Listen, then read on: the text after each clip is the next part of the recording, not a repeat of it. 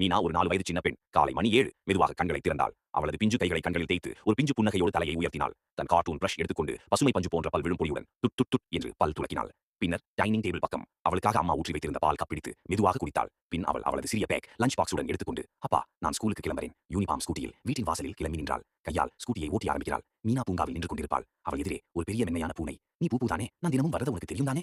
நான் நின்னு பேசினா கூட நீ மெல்ல மியாவ் பண்ணுவ. நீ பேசல, ஆனா என் மனசுக்குள்ள பேசுற மாதிரி தெரியுது. மீனா வழக்கம் போலவே பூனை பூவை காண வருகிறாள். பூ இல்லை. அடுத்த நாள் ஒரு சின்ன மிஸ்ஸிங் கேட் நோட்டீஸ் எடுத்துக்கொண்டு பூங்காவுக்கு திரும்பினாள். அவள் அந்த நோட்டீஸை ஒரு மரத்தில் ஒட்டினாள். ஒவ்வொரு நாளும் அதே மரத்துக்கு வந்து அந்த நோட்டீஸை பார்த்து பூ மீண்டும் வருவாளோ என்ற நம்பிக்கையோடு காத்திருந்தாள். மீனா மழைக்கு பிறகு சோகமோடு பூங்காவில் பழைய மரத்தின் கீழ் அமர்ந்திருந்தாள். மரத்துக்கு அப்பால் பாதையில் மெதுவாக நடந்து வந்தது பூ.